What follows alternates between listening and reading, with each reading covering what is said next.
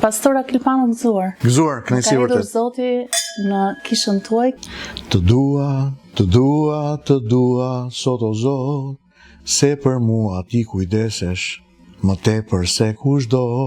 Flori Momajezi, i cili ka disa vite që është zhdukur nga tregu muzikar, është larguar më saktë. Dhe në një nga këto postimet me video ka thënë që unë kam vdekur për së gjalli. Mbase Flori ka përjetu diçka që unë nuk e di, ne nuk e dim, edhe ai është okay me idenë të ruajturit të kësaj çka ai ka përjetuar, që mund të jetë lëndim, mund të jetë dhimbje, mund të jetë tradhti. Shpresoj të jetë historia e farës tek Flori. Që fara së pari, thot Jezu Krishti i Nazaretit, duhet vdes përpara se t'i japi jetën një bime të re. Edhe si duhet ta kuptoj Flori këtë? E kupton Flori. E kupton? E kupton patjetër. Pastor, përkthimi i këtij emri, këtij titulli është Bariu. Ne, besimtarët, jemi delet e Bariut shpirtëror, apo jo? Delet jo në dimensionin e deles gëzuar. Kujt i shkojnë gëzuar? Kujt i shkojnë më pas delet? Një politikani apo një pastori? Bariu i mirë, thotë, e jep jetën për delet e tij. Dhe thotë, unë jam Bariu i mirë. Do shkosh të takosh Ilir Metën? Do takoj Ilir Metën sepse besoj për shumë arsye. Së pari ka nevojë për Zotin. Është Ilir Meta apo është edhe Erion Veliaj në burg? Veliaj. Me komunikimin publik që shikoj nga burgu, ka një det zemërimi që derdhet prej tij në publik. Nuk e di, është gati, është i gatshëm. Për ty, cili është sekreti për të mbajtur pasionin gjallë në çift? Qofse ai e dëshiron gruan e tjetrit, por nuk arrin dot të shkojë me atë gruan e tjetrit. Ai quhet mëkat? Po, ne harrojmë Zotin që na shef, që na shikon. A mos ndoshta një stereotipizim. Xhaxhai të ka shpëtuar nga të qenit një Don Juan? Interesante si pyetje. Gëzuar. Gëzuar, faleminderit. Sot u rrëfeve para meje. Shpresoj. Ishte një rrëfim i bukur. Po presje nesër të vini ju.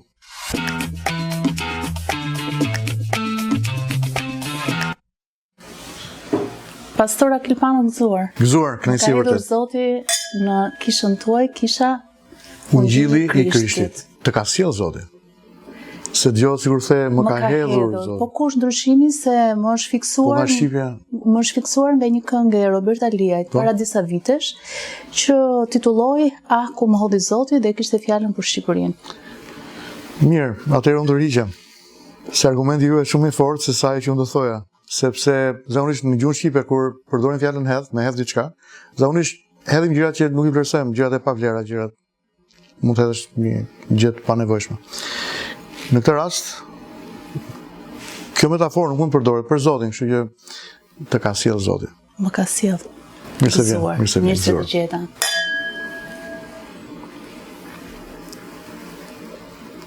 Vera e kuqe mund të pihet në kishë apo jo?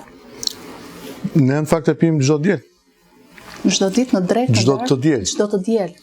Po nuk e pim për kënaqësi apo për t'u dehur apo për qiuar verën. Fruti i hardhis, siç njihet dhe ndryshe në shkrimin e shenjtë, është personifikim dhe emblem e gjakut Krishtit, kur është brenda projeksionit të një komunikimi shpirtëror, pra ku ka lutje, adhurim dhe kur në thelb të përbashkësisë mes besimtarëve ndahet ajo që ne njohim si komunion ose darka e shenjtë. Darka e shenjtë që është kujtimi i darkës së fundit që Krishti ndan me discepujt e vet. Dhe aty Krishti merr bukën e ndan, u jep atyre pasi falenderon Atin Perëndi dhe u thot këto fjalë. Ky është trupi im i cili është thyer për ju. Merrni dhe hani, bëjeni kujtimin tim. Dhe në fund darkës merr kupën, që është kupa me verë, dhe thot kjo është kupa e beslidhjes së re në gjakun tim. Tani kjo është darka e fundit dhe ka një rëndësi të jashtëzakonshme në besimin e krishterë, sepse në thelb ndodh pikërisht disa orë përpara arrestimit të Krishtit, përpara vuajtjeve të mëdha, kryqëzimit të tij, vdekjes dhe ringjalljes së tij. Dhe është një nga sakramentet më të rëndësishme në teologjinë dhe praktikën e besimit krishterë. Kështu që darka e shenjtë në kishën e krishterë botërore është një ceremoni e cila ndodh çdo diel në kishë. Darka e fundit se ti, po darka e parë e jotja me Zotin, kur ka qenë? Kur nipi im i vogël është 3 vjeç e pak, vjen kish me gocën time dhe me dhëndrin e kështu se kisha në fund ditës mbledh familje, gjithë familjet dhe është shpërfaqe një komuniteti i cili feston. Kisha nuk është ajo që dikush edhe mund ta mendoj si një perceptim religjioz, shpirtëror, njerëzit e ngrysur, ka gëzim, ka fest në kishë. E di. Vjen nipi i vogël. Ka dhe muzikë. Edhe mami vet ose ai ati e sjell aty ke tryeza e darkës së shenjtë, ke komunionin. Dhe kur para se të vi me babën e vet, ai tani formulon fjalit mirë edhe komunikon. I thot jatit, do shkojmë të ham drekën e Zotit? Jo darkën e Zotit. Darka e Zotit, darka që. Po nga që është paradite ose drek, kur mblidhemi ne do ham drekën e Zotit. Po thoja që komuniteti i besimit ka nevojë për disa momente të cilat risjellin të vërtetat e mëdha të thelbit përse është ky komunitet, për çfarë vlerash ka, cila është mënyra që ata si e perceptojnë besimin, si e praktikojnë besimin në natyrën e përditshme. Dhe jemi fatlum sepse shikojmë që besimi, pra në Zot, nuk është diçka e dalmode, por njeriu i gjitha epokave, gjitha kohërave, veçanërisht njeriu postmodern, kërkon të zbulojë këtë dimension të shpirtit. Pasi në postmodernizëm, pra në epokën që jetojmë neve, njerëzit kryesisht janë në rendje sipër drejt konsumizmit, materializmit. Paras. Po një botë tërësisht para dhe një botë e cila ja mohon në një farë mënyrë njeriu thelbin e tij, thelbin e qenies. Dhe e zhvendos thelbin, zhvendos të vërtetën mëdha të jetës diku në një mbretëri fasade që hera herës është e pakuptimt dhe na vendos në një botë zbrastie. Për të mbushur këtë boshllëk të madh, njerëzit janë kërkim. Kanë qenë gjithmonë dhe do të mbeten gjithmonë në këtë kërkim. Kështu që jam vërtet i lumtur që përgjatë gjithë këtyre viteve, pra 30 vjet pastor që shërbej në Tiranë, pastaj në Shkodër, shkuam bashkë me bashkëshorten time si misionar në 95-ën dhe qëndruam deri në vitin 2000 në Shkodër. Kaluam vitin 97, atje krizat e mëdha që ne patëm, kaluam pastaj krizën e luftës në Kosovë, nuk u larguam nga Shkodra, qëndruam besnik aty thirrje son derisa menduam që ishte koha për të kthyer në Tiranë. Darka ime e parë me Zotin është një moment, pra nuk ka qenë darka, ka qenë mëngjes fakt. Ka qenë mëngjes. Ka qenë mëngjes. Pjesë e një udhëtimi shpirtëror. Një udhëtim shpirtëror i cili në një farë mënyrë drita e besimit në jetën time u ndes nga im gjysh, Thomaj, që kur unë isha fëmijë i vogël, kujtoj 7 vjeç, 6 vjeç, 8 vjeç. Ai më tregon gjithë një këto mesazhe dhe historitë e Biblës si rrëfenja, si prralla. Pra u rrita në vetdijen time me idenë e një Zoti që ekziston diku. Kujtoj që pyes Vasilikën gjyshen time, një të diel, ishte diela e ringjalljes së Krishtit, por ne nuk e dinim, nuk na thonin kurrë që është Pashk. Gjatë kohës komunizmit. Sepse gjithmonë diku do kishte një komshi që do përgjonte ose do të ishte dikush jashtë që do ta komentonte këtë gjë dhe ishte me kosto të madhe kjo historia e pohimit të Zotit në një shoqëri komuniste në Shqipëri. Ishte një karrige bosh, pra ishim gjithë në familje, babai, mamaja, gjyshja, unë, motra ime e vogël, po një karrige ishte bosh, edhe ishte pjata vendosur dhe një gotë verë. Edhe unë mendova që do të po presim dikë. Dhe i them gjyshit, i them papuli, nga greqishtja papu, papuli, papu im, pra gjyshi. I them, kë presim që të vi? U hodh gjyshja më herë. Burrat shpinën tonë zakonisht kanë qenë më të heshur se gratë. Gratë kanë qenë më kështu. Kështu edhe me lindën, unë jam pak do na dëgjoj lindën do mbrazë. U hodh gjyshja Vasilika dhe tha, në fakt tha kemi një mysafir të veçantë, që ai vjen gjithmonë, tha, pavarësisht se ne nuk e shohim. Pra gjyshja ime besonte në atë besimin e saj. Dhe ishte sigur për këtë që Zoti me praninë e tij të padukshme ishte në tryezën tonë. Dhe ajo siguroi që të kishte ushqim dhe të kishte një gotë verë për Zotin në tryezë. Po kjo ishte një nga elementët me të cilët unë u rrita në familjen time, sikundur jo pak, djem dhe vajzat asaj kohe, që ju ndes flaka e besimit e marrë prej atyre gjyshëve dhe gjyshëve të mira kulturën tonë. Po momenti që krijon atë që në filozofi e njohim si një çarje në botën e shpirtit, çelnaje ose një hyrje, një kairos në kohë. Është një moment dramatik në familjen tonë. Baba im do të shkonte emigrant në Greqi, ishte viti 91, unë isha vetëm 18 vjeç. Në këtë kohë ëndrat e mia ishin, jo të bëhesha pastor, natyrisht, nuk e imagjinoj ç'a do thoshte të ishe pastor ose prift. Po cilat ishin? Unë doja të isha kampion. Doja të isha kampion, bëja sport, bëja shumë sport në atë kohë. Ne vim nga një familje sportistësh shumë të njohur në Shqipëri. Mbiemri Pano ka qenë shumë i lidhur në vendin tonë me futbollistin e famshëm shqiptar Panayot Pano. Panayot Pano ka qenë vllai i babait tim, pra Xhaxhai. Xhaxhai, po. Dhe djali i tij u bë futbollist Ledio. Djali i hallës tim Adriani me mbiemrin Dhales u bë ai futbollist. Unë isha më i vogël se ta 5 vjet në moshë. Ata më para rendin në sport. Po unë isha i miri i gjyshes, i vetmi i nënës, pra isha e rritur me shumë pekule dhe kujdesje. Kjo dhe nga fakti që në familjen tonë ka pas një sër vdekjesh fëmijësh. Pra mama ime u martu me babain tim. Në fillim jo një martesë shumë e dëshiruar nga të dy palët, sepse mamaja vinte nga besimi musliman, Lola. Babai vinte nga një besimi krishterë ortodoks. Por në kohën e komunizmit kjo histori mori fund, u fëzullua dhe ka shumë martesa ndërfetare që ndodhin gjatë kohës komunizmit. Mirë po, Thori, Kristofori, babai im dhe Lola u dashuruan. Babai ishte 20, mamai ishte 16 vjeç. Shtëpia e mamas time ka qenë, vila gjyshit tim ka qenë tek Pazari i Ri, Qersot, është rrugica e Stërmasve, kështu njihet. Vila ka qenë fiks, ka i pallati kuq, janë ato argjendarit me dyqanet e arit që shesin aty poshtë brenda pazar. E kujtoj akoma sot. Mirë po, babai dhe vllai i tij Panayoti ishin djem shumë njohur në Tiranë atë kohë. Të njohur për çfarë? Të njohur për famën, të njohur për pamjen, ishin të njohur edhe për aventurat me vajzat. Nga ana e familjes mamas time, Çerqizi, që ishte vllai i vetëm i mamas time, një vlla me 4 motra, dhe mama ime ishte e vogla. Çaçi ishte një personazh i njohur në Tiranë, se ai kishte qenë bokser gjatë viteve të komunizmit, kampion dhe ishte drejtori i një fabrike të rëndësishme në atë kohë në Tiranë. Dhe kur merr vesh që Fori, pra babai im Kristofori, ngacmonte motrën e tij, në fakt ata ishin lidhur. Bëhet name. E mbyll maman time në shtëpi, nuk e lën dal, kur unë bëhem adoleshent, shumë vite më vonë, mama më tregon se si vllai i vet e mande mbyllur, nuk e linte dilë as në dritare, që të mos takohej me dashurinë e jetës saj. Një nga arsyet ishte fakti që pra babai im Don Juan, shumë vajza rreth tij, i vllai i vet, sportist. Nuk kishte asnjë lloj garancie që motra e tij do trajtohej me dinjitetin që një vlla do të kërkonte që motra e tij trajtohej. Nuk i di pse po e them këtë histori.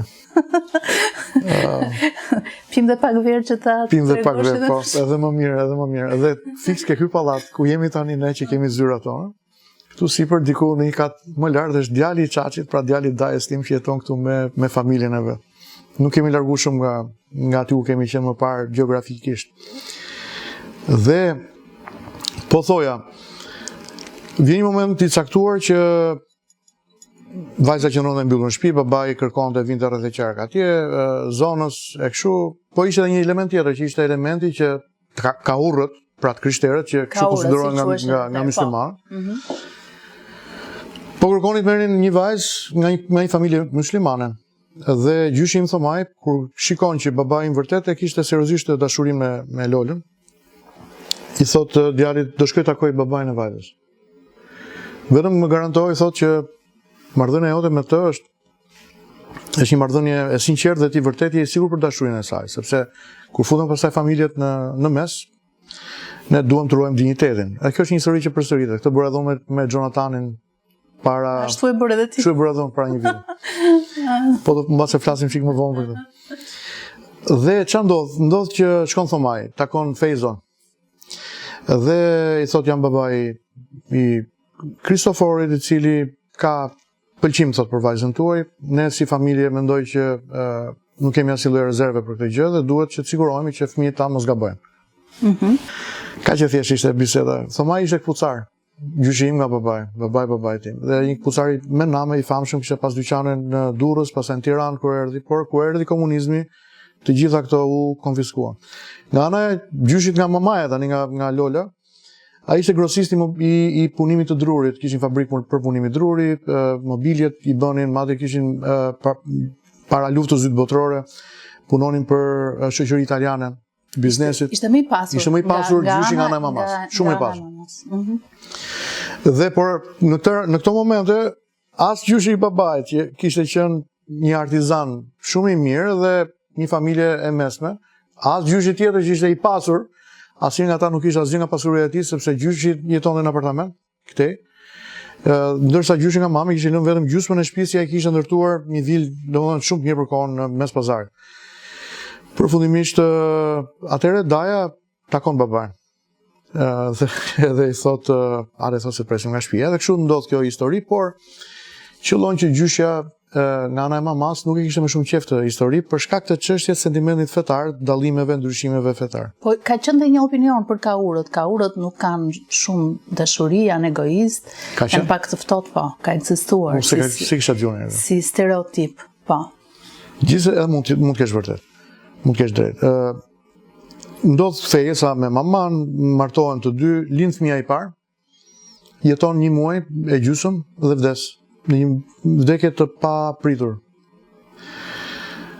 Isha dhimbje për familjen, një djalë, një muaj e gjysmë, ta sjellësh në shtëpi, ta ushqesh, ta përpiqesh ta rrisësh ja për gjithçka dhe vdes. Kur mamaja ime është shtatzan për herë të dytë, shkon për të lindë fëmijën në maternitet. Dhe lind fëmijën, një djalë, fëmija e dytë që lind, dhe e sjellin, thot mamaja, e ushqej, me gji, e marrin prap, e çojnë tek zoma që mbanin fëmijët.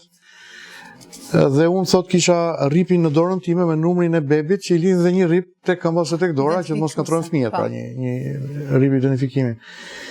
Atë mbrëmje thot në maternitet, të gjithë fëmijët që ishin lindur atë ditë u deklaruan të vdekur. Kjo është për t'u investiguar tani. Po pse çka ka ndodhur? Ishin rreth 12-13 fëmijë. Dhe unë thot dëgjoja që filan numër ndroi jetë. Numri tjetër, filan numër tjetër ndroi jetë, numri tjetër ndroi jetë, dhe të gjithë fëmijët që lindën atë ditë në maternitet i deklarojnë të vdekur. Asnjëri nuk e mori vesh. Çfarë viti bëhet fjalë? Mos gaboj, duhet të ketë diku viti 71. Mendoj 71-72. Diku e kam dëgjuar edhe herë tjetër këtë histori. Tani kjo është një histori e familjes sonë. E familjes, po. Dhe nuk e lejuan maman time që të merrte trupin e bebit vogël për ta varrosur. Kjo pastaj bën dhe jo vetëm maman time, por gjithë gratë, zonjat e tjera që ishin lind fëmijë atë ditë në maternitet. Kjo ngre tani pikpyetje të tjera, sepse normalisht tek varrezat e Sharrës ose të Tufinës ekziston një sektor në varreza që është sektori i bebeve të vogla që vdesin, nuk ja dalin dot, edhe janë varret e vogla të bebeve ose të fëmijëve të vegjël. Pra nuk ishte një varr për këtë beb. Nuk e morëm dot me vete. Nuk e di ma i mori shteti dhe i çoi diku, u kujdes për ta, i trajnoi, i serviti, i çoi në Rusi apo në Kubë apo diku tjetër, nuk e dim. Mos është për trafik organesh atëherë apo s'ka ekzistuar? Ka ide, po nuk du ta vendosim bisedën në konspiracion. Ka ide të qelizave staminale që mund të jenë përdorur të këtyre foshnjave për udhëheqjen. Po ka ide edhe për gjakun e këtyre bebeve që mund të jetë përdorur për udhëheqjen. Ne nuk e dim këtë gjë. Tani ky ishte rasti i dytë, pra djali i dytë në familje që lindë dhe nuk jeton, madje nuk e marrim dot as të vdekur. Atëherë në shtatzaninë e tretë, kur mamaja është 7 muajshe, duhet i bëjë një ndërprerje shtatzanie detyruar sepse rrezikonte jetën e saj. Edhe kur e nxjerrin bebin e vogël coptuar për shkak të abortit detyruar që i bëjnë, shikojnë që ishte një beb tjetër djalë. Pra 3 djem lindin në familjen tonë, vinë pra, ishte një përpjekje për jetën, por vdekja duhet që i rrëmbeu në krahët e saj. Atëherë thoma gjyshi imi, i cili më zbuloi të vërtetat e mëdha të ekzistencës së Zotit, ungjillit e tjerë, tha: nëse nusja jon do të ngeli shtatzan prap, edhe do të lini një djalë, atëherë emrin e tij do ta vendosim Akil, që të mos vdesi kurrë. Kjo është edhe historia e emrit tim. Shumë e bukur, se e kisha një pyetje. Do ta quajmë Akil që të mos vdesi kurrë.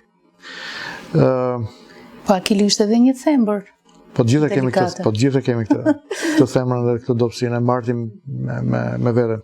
Pra, thënë gjitha këto që thash, u rrita në familje si ujë pagat. Më kanë mbajt si një princ në familje, madje një prit të tjerë të familjes, pra kushrit e mi të parë, nga gjyshrit e mi dhe gjyshrit e tyre, nuk morën dashurinë që unë mora, me dashurinë me cilën unë u rrita, sepse edhe për faktin që babai jetoi me prindrit e tij se ishte më i vogël, ndërsa Pano i madh futbollisti u largu nga shtëpia për të marrë një shtëpi tjetër edhe ndërtoi familjen e tij atje. Dhe kur unë u rrita me atë idenë që dashuria nuk ishte mungesë në time. Isha gjithnjë i përqafuar, nën kujdes, asgjë s'më mungonte, natyrisht në atë kohë kur gjithçka mund të ishte në mungesë. Po kishte edhe atëherë diferenca. Disa familje jetonin më mirë, kështu që. Por që nuk jam një fëmijë që jam rrit me Chelsea në qafë, siç thonim ne, pra lidhur ke kanatiere se babai dhe mamaja do të punonin dhe në fakt prindërit mi punonin. Edhe ishin jashtë shtëpisë. Por kisha gjyshin dhe isha shumë fatlum që i kisha ata, që kujdesen për mua. Më vonë Zoti na dha një motor, pra prindërit mi lidhën një fëmijë tjetër, një vajzë. Edhe kështu motor e vlla. Raida është motra ime, e cila është e martuar sot. Ndërkohë, udhëtimi është interesant, udhëtimi jetësor i një personi, dhe shikosh se si familja, prindrit, gjyshrit, kultura e familjes ndërton në pavedijen e fëmijës element shumë të rëndësishëm të jetës, të cilët do ta bashkëshoqërojnë në udhëtimin e tij gjatë gjithë jetës, është e paimagjinueshme. Më ftuan kolegët tuaja për të folur për një temë që po ta kisha zgjedhur për të folur nuk do kisha zgjedhur dhe nuk do të shkoja. Më marrin telefon dhe më thonë, "O pastor, kemi shumë nevojë që të vish." I them, "Po dakor, po tema më thonë, do flasim për gjyshërimin." Edhe për një moment ishte pauzë, sepse Pash. Ngela një moment në shtëpi dhe thash në telefon kështu. Sa shpejt kalon koha. Pra do doja që t'isha vënë zinxhir kohës, ta ngrija kohën, të zgjasja orët, ditët, muajt dhe vitet. Tani Zoti çdo fazë të jetës njeriu e ka bërë të bukur. Domethënë e ke fjalën që e kam fjalën që unë jam gjysh, e kam gjysh tani. Jo, ndihem shumë mirë. Nuk je gati? Ndihem shumë mirë, jam shumë i lumtur. Jo, ndoshta s'u shpreha mirë. Por nuk isha i përgatitur me idenë. Nuk ndihesh gati se je vetëm 51 vjeç. Jam po mbi sport akoma. Unë shkoj palestër me djalin mbi sport. Pra ulemi me të rinj gjithkohë. Unë jam pedagog që edhe duke qenë se kam të rinj përpara, gjithkohës. Pra nuk e ndjen veten të moshuar. Ajo historia që është vetëm një numër, mosha është vetëm një numër, që ka vërtet, por do të jemi kujdesshëm në një kontekst, është vërtet. Se në kontekstet e tjera do të jemi kujdesshëm që të kultivojmë virtytin edhe vlerat që duhet na karakterizojnë në shoqëri. Po unë dohet bëhesha futbollist dhe unë. Madje dohet të te kaloja Xhaxhain tim. Panajot. Mirë, po pak a shumë ke parasysh, ai vend ishte i zënë. Pra, that place was busy, was taken nga djali Xhajs. Apo nga djali Xhajs. Ledio ishte përpara me. Ledio ishte një yll që po shkëlqente. Dhe pasur xhelozi mes Jo, Ledio ka qenë shumë i mirë në natyrën e vet, mbase më i mirë son. Dhe vazhdon të mbetet kështu. Shumë i mirë. Një djalë i çiltër, i sinqert, djalë që është vështirë mos e dush Ledio. Dhe po unë kam qenë i vogël, pra 5 vjet diferencë, ata më kapshin gjithmonë nga faqet edhe më përqafonin edhe donin siguroheshin që unë isha okay, se ishin një brez e gjysmë përpara me. Ledio unë admiroja, se shkoja në stadium dhe shikoja Ledio në stadium. Dhe kur Ledio bën ato goditjet e dënimit ose goditjet standarde siç njihen, dhe 2-3 kishte gol absolut. Ishte fest, ishte mburrje, ishte diçka shumë e madhe. Dhe por për te kësaj, pra dohet bëhesha futbollist. Edhe një bisedë caktuar, kur Xhaxhai Pano, babai i Ledios, ishte në shtëpinë tonë, dhe se shtëpia unë ishte shtëpia e madhe që mbidheshin të gjithë nga gjyshrit që ishin atje. I thot babai im, i thot Panos, vllajt vet, i thot Kili, thot do të bëhet futbollist, si ta bëjmë ta fusim në një ekip, dhe unë po shikoja në sy. Xhaxhain tim. Ai përgjigjet dhe thot, kredi shpenguar, kishte nga gotra kjetu i para çik gjatë. Dhe thot, nuk do bën gjithë niprit dhe gjithë çunat e shtëpisë futbollista. Akili mund bëhet diçka tjetër shumë më mirë dhe shumë më lart se sa thjesht një futbollist. Ai flisë nga pjesë tjetër e realitetit, që për njerëzit që shihnin vetëm famën e tij, nuk e njihnin, nuk e dinin. Po duhet keni parasysh që djemt dhe burrat që na shohin, kryesisht burrat, e dinë që karriera e një sportisti shumë e shkurtër. Është e shkurtër. Ka një kulm, nëse do të arrit të ketë një kulm, sepse ka shumë trauma gjatë jetës së një sportisti elitar. Trauma fizike flas. Rivalitet, përplasje, përballje me çështje të mëdha të jetës. Edhe mbase Xhaxhai më donte të më ruante nga kjo, mirë po unë e mora si një moment ku unë u refuzova nga Xhaxhai. Dhe unë ndjeve keq si e përjetove? Unë ndjeva keq sepse kisha ndërtu një imagjinatën time që unë do të isha sportist, do të isha futbollist, isha djali i vogël atko. Mirë po që të jesh një futbollist, do ta fillosh që me kalamajt, me fëmijët e vegjël, pastaj ke paratrind, pastaj ke trind, pra ashtu është. Nuk mund të bësh futbollist brenda një dite, është shumë punë, shumë derdhë, shumë lot, shumë dhimbje. Dhe atëherë thash, unë do t'i sfidoj të gjithë çunat e fisit. Dhe vetme gjë për t'i sfiduar ishte jo në sportet e shpejtësisë, pra garat e sportit ose në arenën më dashur për shqiptarët, që është arena e futbollit, po do t'i sfidoj në arenën e forcës. Dhe kujtoj se fillova t'i kërkoj babait tim që të më regjistronte tek ekipi i peshkëngritjes. Ndërkohë i Partizanit. Ndërkohë ai atje kishte një mik të tij, të ngushtë, që ishte edhe miku i Xhaxhait. Një nga trajnerët e famshëm të peshkëngritësve elitarë në Shqipëri, Hektor Shaqiri ose Profesor Tolja i famshëm. Ai ishte me ekipin e trinjve, ndërkohë që unë isha akoma fëmijë për të qenë tek ekipi i trinjve. Shkon baba i flet, po patjetër i thot bjerë çunin ta shohim, na bën as bë për këtë punë. Ai më shikon, bën ato matjet testin para prak, si ishin krahat, kur dilin lart, pra kur drejton krahat, kur ngren shtangën sipër, a dalin drejt apo jo, mund të ketë një defekt natyror që normalisht të penalizon në këtë sport caktuar. Dhe qëllon që unë s'kisha asnjë lloj defekti natyror u kualifikova. Mirë, po isha shumë i vogël, dhe hyra në një ekip ku të gjithë djemtë e tjerë me të cilët unë duhet servitesha ishin 5-6 vjet më të mëdhenj se unë. Pra unë isha 12 vjeç. Ata ishin 17, 18, 19 vjeçar. Po të ka rastis ka përballur jeta atëherë me Ilir Metën? Se i është marrë me këtë. Po Meta ka qenë ke Dinamo. Këtu kanë qenë të ndara gjërat në Tiranë. Pra Partizani, ekipi Partizani ose klubi sportiv Partizani do kishte babën ose oficer, ose kapten, ose komunist, ose do të punonte në Ministrinë të Mbrojtjes, ose do të kishte qenë një sportist i famshëm si në rastin e Xhaxhait Panajotit, që e filloi karrierën e tij sportive me ekipin e 17-mendorit të Tiranës. Shkoi ushtar kur ishte 18 vjeç, 17-18 vjeç. Dhe ministri i Mbrojtjes i asaj kohe dërgon dikë dhe i thot do vish të lush ke Partizani, sepse Pano i madh ishte një futbollist talent që i vogël. Edhe ndeshjen e parë kombëtare luajti me kombëtarin e Shqipërisë përkundrejt Rusisë, kombëtares ruse, Bashkimit Sovjetik, kur ishte 17 vjeç. Dhe shkëlqeu. Mirë, po ishte me ekipin e 17-mendorit të Tiranës. Ministria e Mbrojtjes kishte ekipin e Partizanit nën krahët e saj. Dhe i çon një emisarin e vet dhe i thon ose do rrish ushtar këtu, ose do të çojmë Pashaliman. Do të degdisim, pra do të largojmë nga sporti dhe do humbësh idenë e karrierës sportive. Ose do ta lësh ekipin e Tiranës e do të futesh ke Partizani dhe nuk do bësh ushtri fare, do vazhdosh ushtrinë tek Partizani.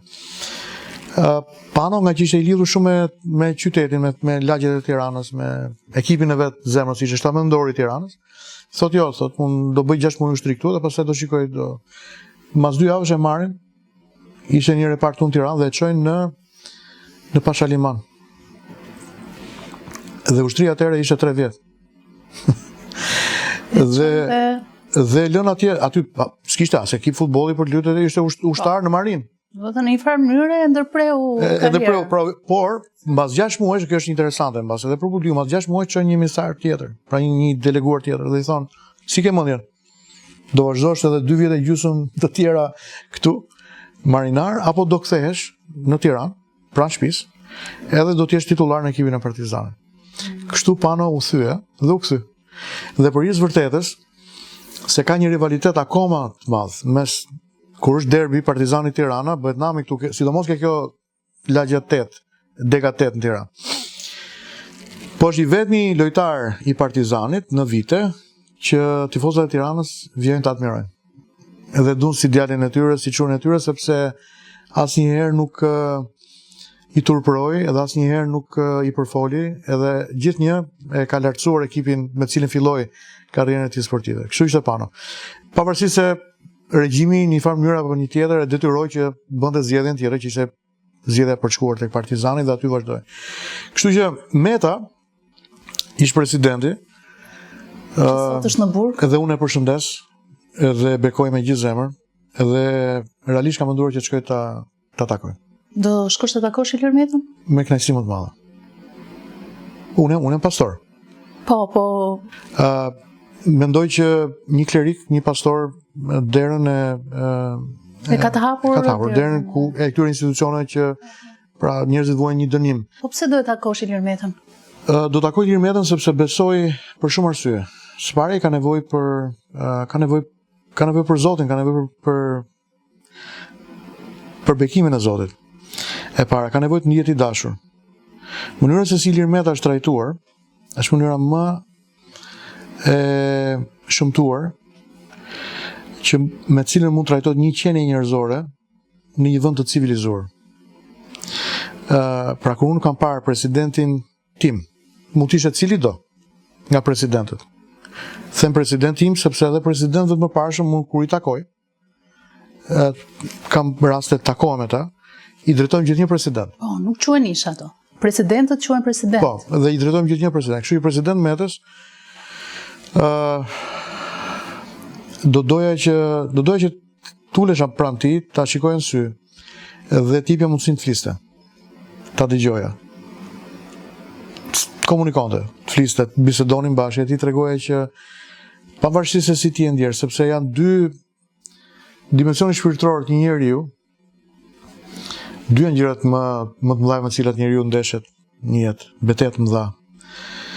Familja, kur ti përjeton ndryshime të shpejta, kolpo të fuqishme brenda familjes, atëherë ke fjalën për divorce. Po natyrisht divorce. Po bashkë me divorcin janë dhe fëmijët. Pra flasim për një familje. Jo një plagë. Flasim për një familje tërë, flasim për një udhtim jetësor prej vitesh e vitesh e vitesh. Edhe Ilir Meta po i përjeton të dyja, edhe divorcin edhe burgun. Kjo është e para. E dyta, burgun, domethënë të përjetosh burgun për diçka të merituar është krejt okay. Madje ajo shpreha burgu për burrat është në vetëm këtë rast ka kuptim që ti do të jesh mjaftueshëm burr për të përballur me fatin tënd dhe zgjedhjet e tua, nëse ke keq përdorur fakultetin më të lartë lirisë me cilën ti je krijuar, që është liria, ke keq përdorur lirinë tënde. Qoftë si qenie njerëzore, qoftë si qenie njerëzore me pushtet. Atëherë do të përgjigjesh për mëkatin tënd, për çfarë ke bërë. Por prezumimi i pafajësisë synon që t'japi dignitetin çdo qenie njerëzore që në thelb është i mbrojtur nga kushtetutat, edhe nga Karta e Drejtave të Njerëzit, dhe nga gjitha kodet civile dhe penale në Republikën e Shqipërisë. Mënyra se si është arrestuar presidenti Meta na ka lënë pa fjalë të gjithë dhe siguroi njerëzit që kanë arrestuar që ndërkombëtarisht nuk është lënë pa vënëre. Kështu që me zi pres ta takoj presidentin Meta për të folur me të. Për t'i dhënë mundësinë që të flas, të shpreh. Mbas edhe për të lutur, nëse ai do ta pranonte këtë moment lutje, ai më ka trajtuar si mik në momentet e caktuara. Dhe është momenti që sepse shikoj çfarë problem.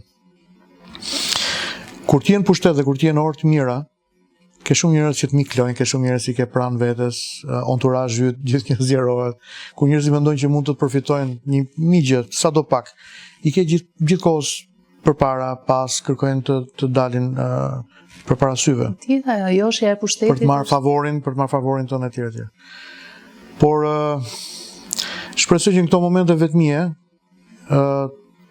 Zoti Meta të ketë eksploruar dimensionin e thellë, më të thellë njeriu, që është bota e shpirtit. Është bota e përpjekjes son, rregjes son për të kuptuar pse ekzistojmë. Cili është qëllimi, kuptimi i gjithë kësaj që bëjmë. Kjo lidhet me temën, se nisa tema, po u devijoj. Gjyshërimi. Jo, do të bëj një pyetje këtu te burgu, meqense është Ilir Meta, po është edhe Erion Veliaj në burg. Ndoshta po është edhe Saljani. Janë bërë shok me njëri tjetrin. Është edhe Saljani në Fier, edhe ke Saljani ka vendosur. Do shkosh të takosh të gjithë? Do shkoj të takoj Saljanin. Kemi dhe raportet, domethënë me të. Do shkoj të takoj patjetër Saljanin. Kam qenë një kohë shumë ngarkuar vetë personalisht. Dhe pra në agjendën time janë dy personalitete dhe figura. Erion Veliaj nuk është. Të cilët tani në agjendën time tani kam përshtypjen se, pra, Zoti Meta dhe Saljani do të shkoj t'i takoj edhe do doja që periodikisht nëse ata do të lejonin të isha pranë tyre të isha një shok për ta. T'i ndihmoja në këtë dimension shpirtëror të jetës që të mos humbasin atë jetën që është brenda tyre, por të rigjejnë njeriu që shpeshherë ne humbim kur jemi të rrethuar nga njerëzit. Shpeshherë humbim kur jemi të veshur me pushtet. Këto e momentet të rëndësishme në jetën e njeriu. Veliajn me komunikimin publik që shikoj nga burgu, a para burgimit se nuk është burg ajo Velijes, shikoj që ka një det zemërimi që derdhet prej tij në publik. Nuk e di është gati, është i gatshëm. U pres për momentin, edhe për Velijen patjetër. Edhe për Velijen dhe për çdo person, për çdo kënd pavarësisht të zgjedhjeve politike. Pa pres për momentin për të shkuar për të takuar si pastor edhe Velije. Por Zotin Meta dhe si mik, edhe Saljani dhe si mik gjithashtu. Po, tani këta dy të paktën, Ilir Meta dhe Erion Velia janë akuzuar për korrupsion, për afera korruptive. Në botën e besimit, çfarë lloj mëkati është ky i vjedhjes në thonjza të parave publike? Shumë interesant. Falet? Shikoni. Se tani filloi intervista. Akuza është institucion. Dhe është një institucion i ndarë nga institucioni i mbrojtjes, është një institucion i ndarë edhe nga institucioni i verdiktit të gjykatës, apo. Kështu që derisa këto akuza të provohen, ligji çdo person të akuzuar i njeh të drejtën e prezumimit të pafajësisë, apo. Po. Po e zëm se qëndron kështu. Në Bibël çfarë thuhet për njerëzit që vjedhin? Në Bibël thuhet që ai që është pa mëkat të hedhë gurin i pari mbi të. Pra në Bibël tregohet që çdo njeri, çdo qenie njerëzore ka lindur dhe është ngjizur në mëkat. Kjo është një nga psalmet e famshme të mbretërve të kohërave, që është mbreti David i Biblës, ai thot, nëna ime thot më ka ngjizur në mëkat dhe unë kam lindur në paudhësi. Pra, shumë interesante të eksplorojmë natyrën e fajësisë, natyrën e mëkatit njerëzor. Çdo njeri meriton të përballet me vendimet, me veprimet dhe mos veprimet e tij, me gjithçka që ka kosto, ka pasoja për veprimet apo mos veprimet e veta, veçanërisht për njerëzit që kanë keq administruar pushtetin, por në fund të ditës çdo njeri meriton që të dalë përpara Zotit përpara se të dalë përpara Zotit ditën e gjykimit. Dhe për këtë arsye kemi nevojë për një pastor, kemi nevojë për një person i cili ulet dhe flet me ta, sepse e gjithë historia qëndron tek fakti që për te idesë së përballjes me gjykimin janë vetë veprat tona që na gjykojnë në këtë rast. Kemi nevojë gjithashtu të na jepet mundësia e hirit dhe mëshirës së Zotit. Pra çdo njeri meriton këtë jetë që të njohë gjithashtu edhe mëshirën e Zotit. Nëse nuk e gjejmë tek bota e njerëzve, sa shumë nevojë kemi ta gjejmë në këtë dimension, në dimension shpirtëror. Faljen që vjen nga dashuria e madhe që Zoti ka për çdo njeri, pavarësisht zgjedhjeve të gabuara, të paqëllimta apo të qëllimta të jetës tij, falja vjen si një produkt i pendesës së vërtet. Tani unë nuk mund të jem gjyqtari dhe të marr vendin e Zotit për të thënë që ky njeri është penduar, ky njeriu tjetër s'është i penduar. Është një përpolitje e madhe e shpirtit njerëzor, ndërsa përballet me të vërtetat e mëdha të jetës, veçanërisht me të vërtetat e mëdha të vendimeve të tij. Po sidomos kur arrin majën dhe pastaj të vjen një eta të pjeta, po humbet gjithçka, madje dhe lirin. Unë lutem dhe shpresoj. Është luftë e madhe me veten. Unë lutem Klot që Meta dhe Saljani, sikur edhe Veliaj, të jenë pafajshëm. Unë e dëshiroj këtë gjë. Por nga ana tjetër nuk mund të ndërtojmë jetën mbi një perceptim nihilist, pra nuk mund të jetojmë në mohim. Por janë institucione përkatëse të cilat duhet ta vërtetojnë këtë gjë. Nga ana tjetër unë duhet bëj mirë këtë që unë bëj. Unë thash nga që po flisim për mëkatin, në kontekstin e asaj që quhet mëkati më i rënd i njeriut. Janë në kontekstin e mëkatit, mëkati përpara Zotit është mëkat, qoftë i vogël apo i madh. Por përpara njerëzve, mëkati ka një gravitet të ndryshëm. Pra, kur ti mendon diçka që dëshiron gjën e tjetrit. Pra, shiko se çfarë thot Jezusi i Nazareti, me që shumë e bukur. Kjo është edhe për paranë e tjetrit, edhe për gruan e tjetrit, për gjithçka, po. Të falenderoj shumë se ma bëre këtë nga këtu. Pra, një nga 10 urdhërimet e Biblës është ti nuk do dëshirosh thot gruan e tjetrit, shtëpinë e tjetrit, kaun e tjetrit, kau në këtë rast është makina e tjetrit, mjetet e punës që neve kemi në përdorim, ora, kucët, gjithçka që ne kemi. Pra ka disa konvencione në dimensionin shpirtëror dhe moral, sepse nëse bota do të ishte pa këto konvencione, atëherë lakmia njerëzore do ishte pa cak, pa fund, pa kufi. Kështu Zoti vendos disa konvencione, disa tabele ndalim kalimi, ndalim qëndrimi, sepse në fund ditës synimi është për ta bërë njeriu më të mirë, për ta ndihmuar njeriu të kulturalizojë vlera dhe virtyt, jo për ta çuar njeriu tek gjendja e tij natyrore, pa Zot, pa shtet, pa ligje, pa rregulla, pa një rend moral. Kthehemi tani ke çështja e madhe e mëkatit. Jezusi thot, nëse thot në dhjetën e vjetër, në dhjetën e beslidhen me Mojsiun, i referohet një kohë për 1450 vite më parë. Ju është thënë thot që po të shkelësh kurorën, atëherë thot ke bërë mëkat. Unë po ju them, thot Krishti, nëse ti e dëshiron thot gruan e tjetrit në zemrën tënde, atëherë ti thot ti ke rënë shtrat me të, ke bërë tradhti bashkëtorë me të. Do thon fizikja nuk ka shumë rëndësi. Mjafton që ty të shkon mendja për të shkuar me gruan e tjetrit. Jo, tari për kufizoj. Fizikja ka shumë rëndësi. Jo nuk ka shumë rëndësi. Fizikja ka shumë rëndësi. Qofse ai e dëshiron gruan e tjetrit, por nuk arrin dot të shkojë me atë gruan e tjetrit. Ai quhet mëkat? Standardi i mësimit të Jezusit është më i lartë se sa standardi i njërit apo disa prej 10 urdhërimeve të Mojsiut. Pra, nëse quhet mëkat në dhjetën e vjetër të Biblës që ti po të shkoje me gruan e tjetrit bëj mëkat. Krishti thot ti po ta dëshirosh gruan e tjetrit tu thot, edhe askush të shef. Po ne harrojmë Zotin që na shikon. Atëherë thot ti ke rënë në mëkat. Dhe të dëshirosh gruan e tjetrit, domethënë në një thelb, në këtë dimensionin shpirtëror. Jezusi na jep një mësim tjetër të madh, thot bëjini të mirë pemën që prej saj të merrni fryte të mira. Është metafora e thelbit të jetës tonë. Pra, pse ne kemi probleme kaq të mëdha me idenë e vjedhjeve të votave? Se kemi zgjedhje tani për pak.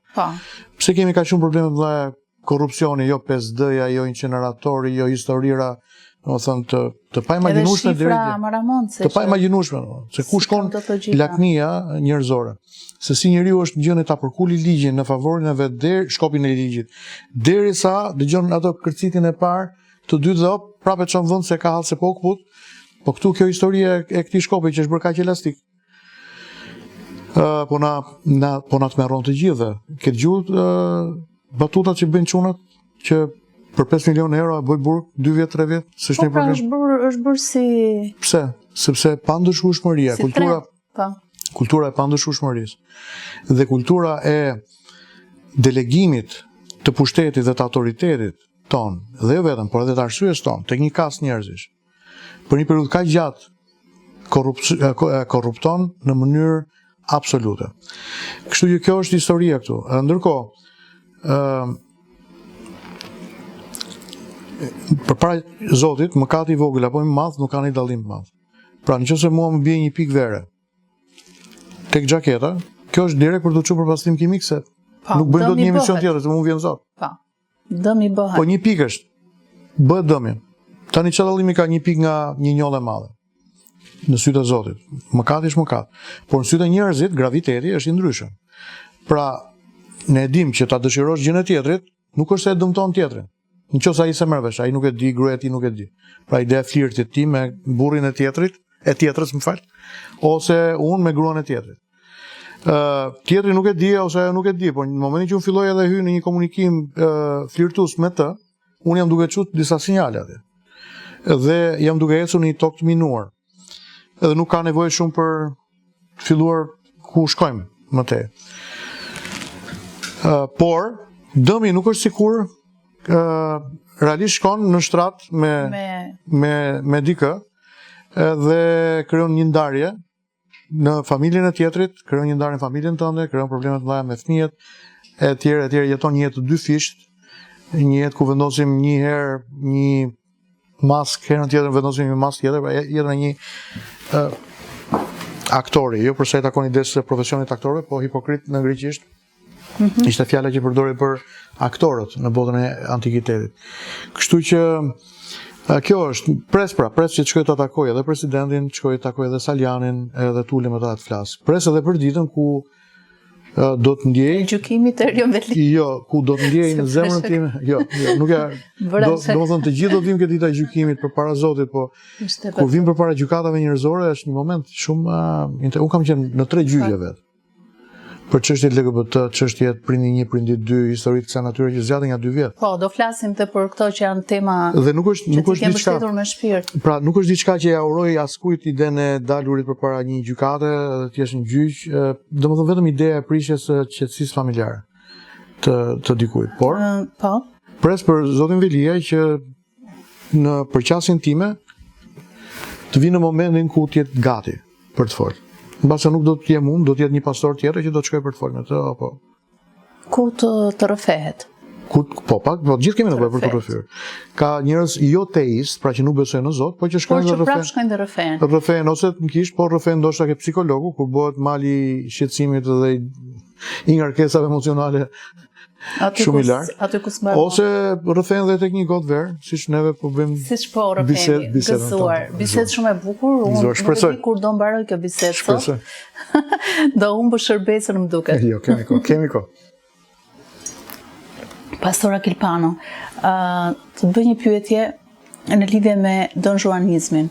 Pak më parë thej që xhaxha yt, babai Xhaxhai nuk më lejonte. Nuk lejoi të bëj futbollist. Që unë të bëhesha futbollist. Po futbollistët dhe ty të ngeli peng, u ligështove, u mërziten ato momente.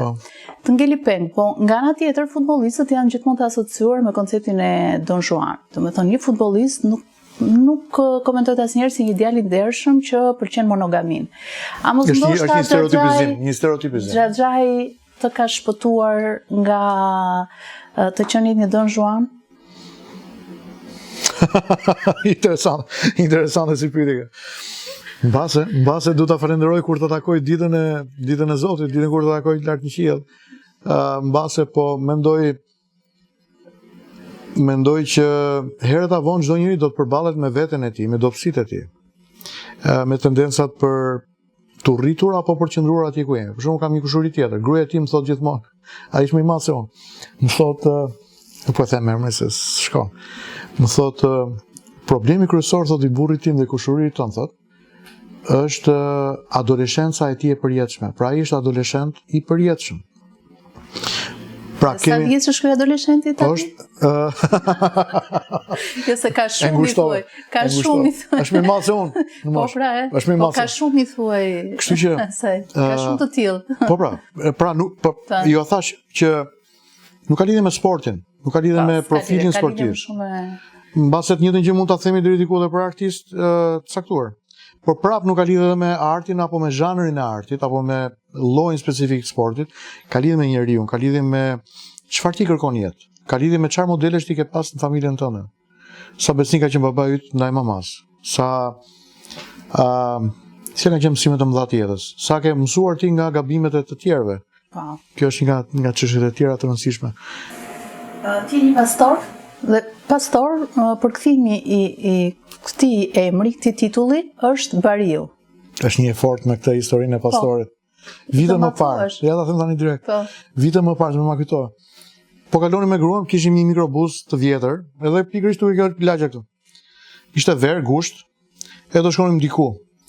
Dhe unë i bje makinës, shikoj një grua që i bje fikët, në anë të rrugës ke trotuari. I them nusës na lëm deri, po thot deri. Dalim të dy, bllokojmë rrugën, i shkojmë pranë që një zonjë e re, po e pam që ishte shtatzan. Edhe me shumë mundësi nga dhapa e gushtit e tjerë, i themi të të qemë spital, maternitet, qa nevoja shke, e tjerë, dha mu e morë makinë, ama tha më qonin shpi, tha se jam okej, tha, vetëm se mëra kjo ndjesia të fikurit edhe urzova. Gjithçka ishte mirë me të, dhe gjatë rrugës, po e pyesin ku punon burri, këto historitë tona. Dhe ajo tani po më pyet, thot, po ju thot çfarë punë bëni, i them jam pastor. Thot, ngeli, edhe unë e kuptoj që se kishe iden. I them, nuk e ke iden, thot, çfarë do thot pastor? Diku nga viti 2003-2004. Më thot, në fakt thot, pastor Gjerman thot e di se çfarë është. Po pastor shqiptar nuk e di dhe? I them, unë jam pastor shqiptar, i thash, po mos ki merak se nuk kafshoj. Kështu që jam safe. Me qenin pastor. Bari shpirtëror. Bari shpirtëror, një fjalë e cila vjen nga një kulturë e huaj, në fakt, siç janë huazuar shumë fjalë. Vjen nga kultura anglosaksone. Me reformacionin e kishës në shekullin e 16, Martin Luteri në vitin 1517 vendos 95 tezat e tij në kështjellën kish të Wittenbergut në Gjermani, ku ai synonte nëpërmjet këtyre tezave të reformonte kishën katolike. Pra nuk ishte ideja një skizme apo krijimi të një ndarje brenda kishë. Kërkoi një debat publik i cili ju mundsua, një debat që u zhvillua dhe zgjati rreth 2 muaj në qytetin Worm të Gjermanisë. Dhe aty spikati natyrisht dia teologjike e këtij njeriu që ishte prift katolik, murg dekani fakultetit të teologjisë në Universitetin e Wittenbergut. Synimi i tij ishte jo ndarja, por reformimi, ndërkohë që ky reformim nuk u mundsuan kishën atë kohë dhe i mbështetur nga princ gjerman të ndryshëm, ju dha mbrojtje sepse u dënua me vdekje nga papati i kohës, Martin Luteri. Dhe nga ky moment, Martin Luteri përkthen Biblën nga latinishtja në gjermanisht. Dhe nga këtu kemi revolucionin e madh të përkthimit të Biblës nga latinishtja në gjuhë të tjera anëtare të kombeve europiane. Dhe fillon një lëvizje e re kishtare ku priftrinjt u quajtën pastor, pra bari, shpirtëror, ku priftrinjt në protestantizëm apo në lëvizjen e madhe të Luterit që nisi kuptuan që celibati ose ndalimi i martesës në rangun priftëror nuk ishte një kërkesë e kërkuar nga Zoti në shkrimet e shenjta, pra prifti mund të martohet.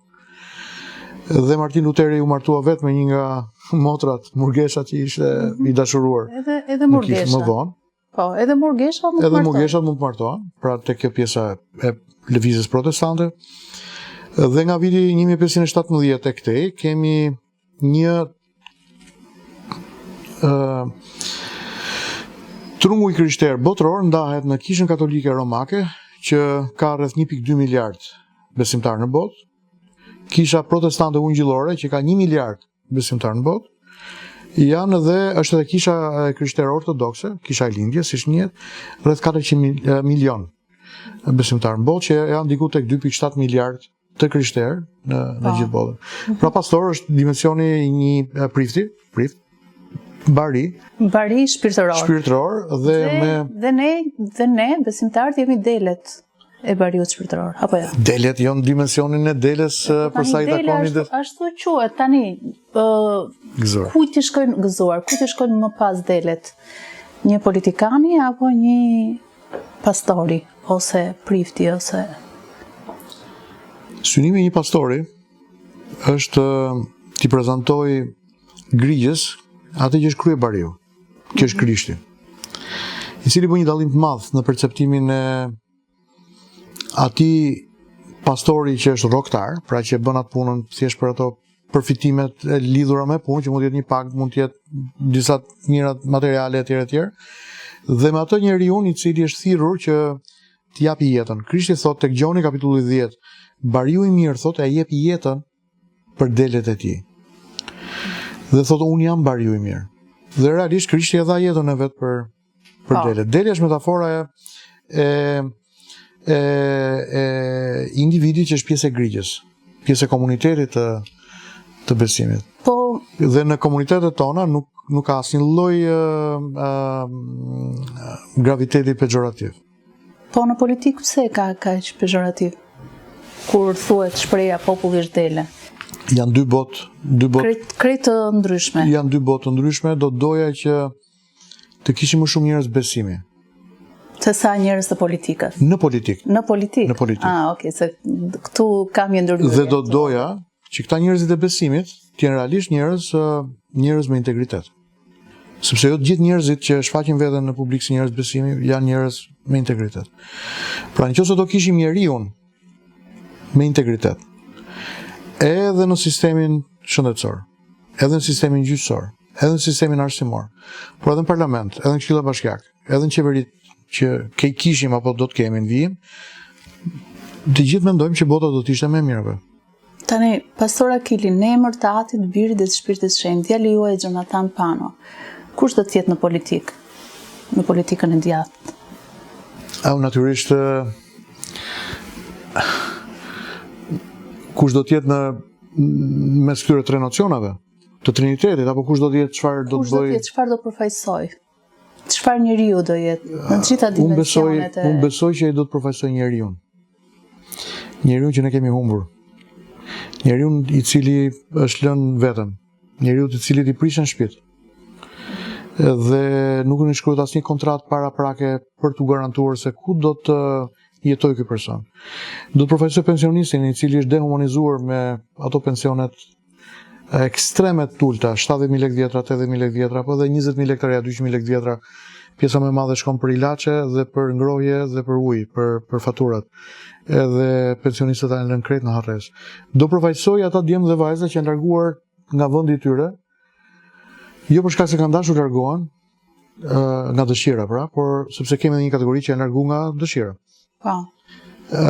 Por nga ata të cilët kanë qenë pamundur për të qëndruar këtu, janë detyruar. Ato figurat e atyre djemve që në bregun e Francës mbarnin ato gomonet mbi supet e tyre dhe vraponin për të kapur valën, për të hyrë në det, për të kaluar mata në anën tjetër në Angli.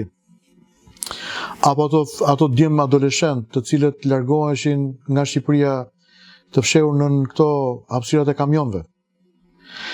Dhe paguanin 10.000, 15.000 pound, të cilat kishin marrë borxh, prindrit e tyre, në zona si Kuksi, Dibra, vende të tjera të Shqipërisë. Dhe për t'i larë këto para, kanë qenë detyruar që të punojnë në shtëpitë e barit, si roje. Pra ato djemë që ju pren ëndrat, ju pren dëshirat, pasioni. Pra ato prindër që nuk shikojnë fëmijët e tyre dhe nuk kanë mundësinë që t'i përqafojnë dhe ndjejnë aromën e rrobave të tyre në shtëpi. Këta do përfaqësoj Jonathanin në parlament. Por ka rrugë për të bërë, besoj ka rrugë për të bërë. Dhe besoj që kemi rrit një djalë të mirë, kemi rrit një djalë që është i përulur, nuk është një djalë i cili është i shkputur nga realiteti. Ai di çdo thotë jetosh me pak, pra të varfrin. Ai di të jetojë në bollëk. Është një fazë tjetër tash në jetën vet që nuk jeton në varfri, por nuk është i pasur në sensin e të ardhurave financiare. Dhe këtë ne kemi mësuar. Që kur ishin vejtë fëmijët tanë, i kemi marrë dhe kemi çu tek komunitetet e njerëzve më vulnerabël më nevojë. Ishte një moment kur Debora ishte në atë kohë 6 vjeç, Gjoni ishte 3 vjeç. Po bënin nazë me hongër në shtëpi, ushqimin. Kalamajsi që kanë fëmijët që kanë probleme me hongër. Qëllëstojnë, po. I thot Linda, po ha më zemra i thot se ka njerëz që nuk kanë mundësi me hongër, nuk e kanë këtë që ti ke, jo nuk dua, kjo histori për çdo ditë, Nazeli. Edhe i thot atë ti vesh mami kpullë thosë do shka po. Ishte dimër. Do shkojmë në një vend. Unë e dija se ku do shkonim, po fëmijët nuk e dinin. Dhe shkojmë tek bregu i lumit në atë kohë. Tani aty janë bë pallate. 2 vitet e fundit, po. Një are madhe balte, e cila ishte rrethuar dhe mbushur me barake. Të mbuluara me plasmas.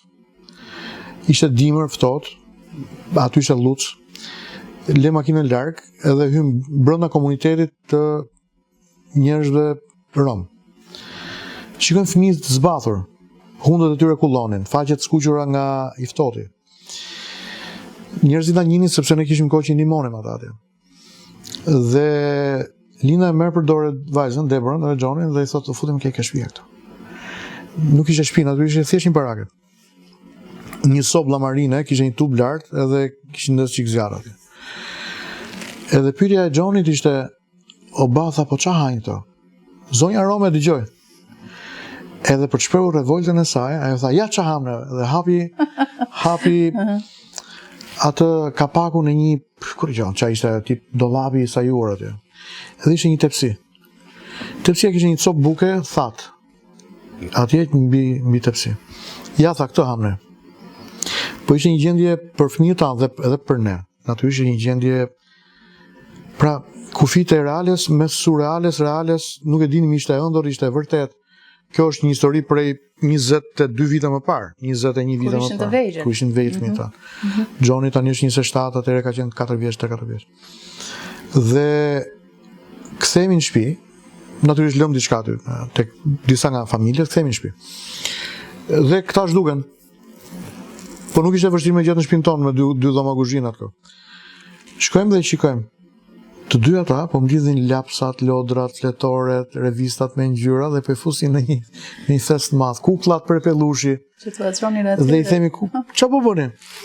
Than, do shkojmë prapë në atje, do t'ia çojmë atyre bebave, lodrat e tyre. Pra, këto histori ne i mbartim me vete.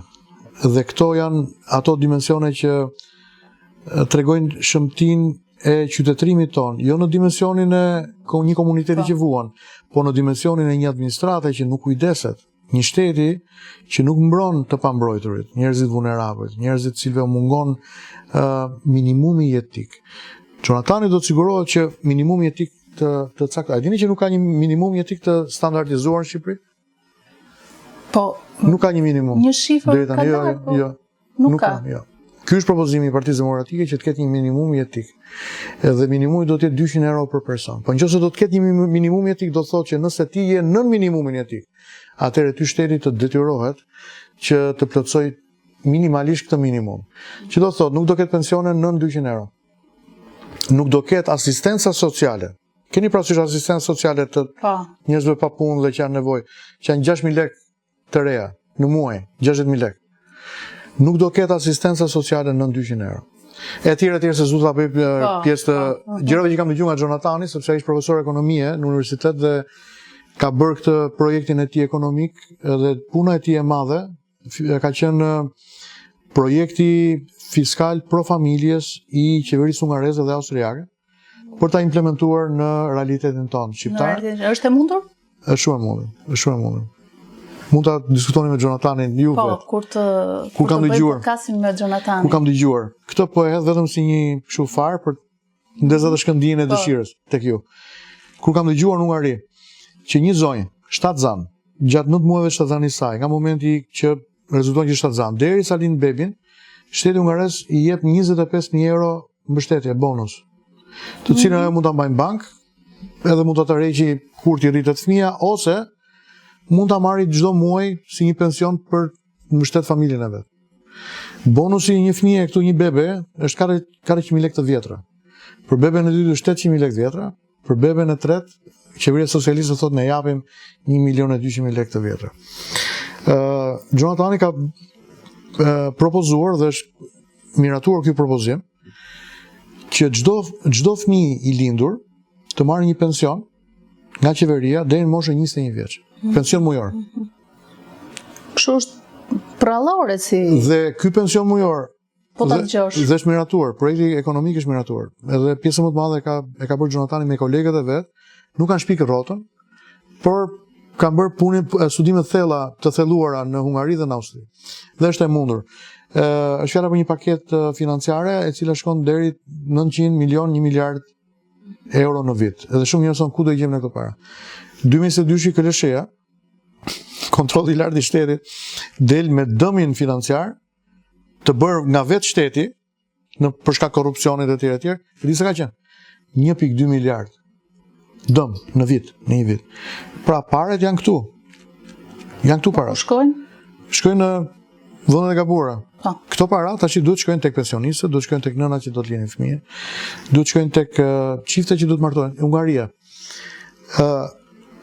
Po më thoshe Gjonatani, një qift që do të blej një shtëpi, dhe nuk ka mundësi me pagat që janë atje. Shteti i jepte 60% të vlerës së shtëpisë bonus, pra ta falte shteti. Nëse apartamenti kushton 100.000 euro, 60.000 euro t'i fal shteti dhe 40% që i mbetur, shteti negocion dhe me bankat e nivelit të dytë, që ti të merre kredi me interes zero. Pra paguaj këtë 40% që në mbetur si një qera minimaliste mujore, që ti e kishe shumë përballueshme dhe në fund shtëpia ishte jote. Pra këto janë politikat fiskale pro familjes. Duke mos pas politikat të tilla, shqiptarët hezitojnë të martohen, ata që martohen hezitojnë të lindin më shumë se një fëmijë. Pra kemi probleme të lindshmërisë, ne rrezikojmë të quhemi si kom mas 25-30 viteve nëse do vijë me këto kombi plak politika. Jo, indeksi i lindshmërisë tek ne është 1.7. Ndërkohë që duhet të ishte minimumi 2.2. Me pensionistë të cilët dehumanizohen nga pensionet që marrin, historikë së natyre, pra ka shpresë tek një projekt i ri ekonomik që normalisht projektohet si rrjedhoi një dëshirë të madhe për ta parë vendin të bëhet, të ndërtohet, dhe familjet të prosperojnë, të begatojnë vendin tonë. Por, që kjo të ndodh, ne kemi nevojë për njeriu, sepse është njeriu në fund ditës që do ta implementojë.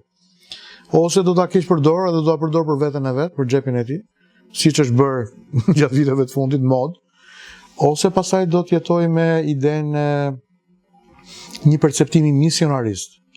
Pra unë e shikoj veten time si misionar, e dim që pushteti nuk është i përjetshëm. Ky është problem tjetër që neve kemi këtu në Shqipëri, se unë shikoj edhe tek listat e njerëzve që kemi 70 e ca vjeçar, deputet që kanë qenë deputet në Parlamentin e Shqipërisë prej që në fillimet. Që në 92-shin, po. Dhe, domethënë, pushteti nuk është i përjetshëm. Neve duhet ta përjetësojmë pushtetin duke e përkthyer në një të mirë për njerëzit. Tek Gjonatani, unë do të doja që ta shikoj Gjonatanin si një misionar, i cili shikon pushtetin, nëse do të vinë pushtet, si një instrument për të shërbyer, jo për të sunduar. Si një instrument për të dhënë. Do kemi kohë, i kalon shpejt koha, kalon kaq shpejt sa. Po, e tham që ti sape mbyll syt u bëre gjysh, kështu që po pra.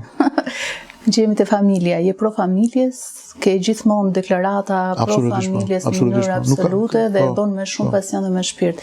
Ke 31 vite që ke festuar puthjen e parë me bashkëshort të lindëm në vigjilje të Krishtlindjes. 31 vite. Në fakt, jo 31 vite, është 93-shi. 93-shi bje?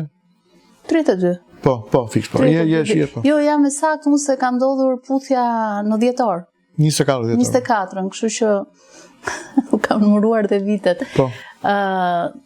Okej, keni një familje të konsoliduar. Dhe ka shumë familje të tilla, por problemi i familjeve është sepse qëndrojnë në një fasadë ose në një çati fasadë si thua, që çiftet mund të rrinë bashkë, por dëgjojnë histori nga më të ndryshmet që tradhtojnë njëri tjetrin ose bëjnë gjëra të tilla. Për ty, cili është sekreti për të mbajtur pasionin gjallë në çift? Dhe është e mundur. Unë do të jem sa më i sinqert. Sekreti varet nga piknisja, nga nis sekretin. Neve në njerëzit e besimit, njerëzit që besojmë,